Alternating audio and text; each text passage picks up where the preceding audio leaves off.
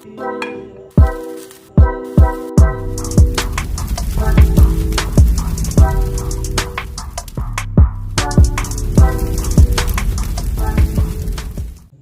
আমরা চিকেনের সলিড পিসগুলো মিক্সির মধ্যে নিয়ে নিলাম। কয়েক কোয়া রসুন, আদা, 1 চামচ গোলমরিচ, 1 চামচ লঙ্কা বাটা দিয়ে চিকেনটাকে মিক্সিতে পেস্ট করে নেব।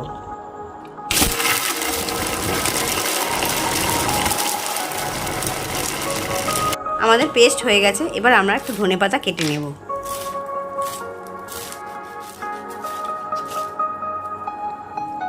এবার আমরা একটা গন্ধরাজ লেবু কেটে নেব। আপনারা চাইলে এখানে পাতি লেবুও ব্যবহার করতে পারেন। এবার আমরা চিকেন পেস্টের মধ্যে প্রয়োজন মতো নুন, চিলি ফ্লেক্স আর পেঁয়াজ দেবো। তার জন্য আমরা একটু পেঁয়াজ কেটে নিচ্ছি।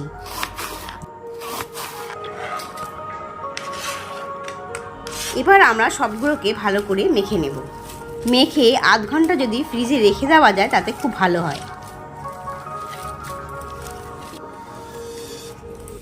আমাদের চিকেনটা মাখানো হয়ে গেছে। এবার আমরা গ্যাসের মধ্যে একটা বারবিকিউ গ্রিল বসিয়ে নিচ্ছি। তার মধ্যে একটু বাটার মাখিয়ে নিলাম। এবার আমাদের চিকেনগুলোকে চেপে চেপে এরকমভাবে শিকের মধ্যে লাগাতে হবে। চিকেনটাকে মেখে আধ ঘন্টা যদি ফ্রিজে রাখা যায় তবে অনায়াসে এই শিকের মধ্যে এটা লেগে যাবে।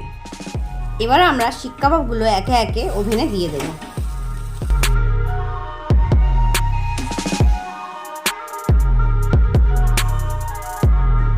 কিছুক্ষণ পরে পরে আমরা চিকেনগুলোকে একটু উল্টে পাল্টে নেব আর তার সাথে বাটারও মাখিয়ে নেব।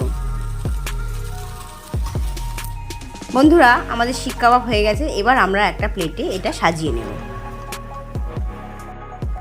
স্ন্যাক্স হিসাবে শিক কাবাবকে আপনারা ঘরে ট্রাই করতে পারেন। এটি একটি জনপ্রিয় খাবার এবং আপনারাও বাড়িতে এটি বানান এবং কেমন হয়েছে তা কমেন্টসে লিখে জানান। ভিডিওটি ভালো লাগলে লাইক, শেয়ার এবং কমেন্টস করবেন আর চ্যানেলটি সাবস্ক্রাইব করবেন। নমস্কার।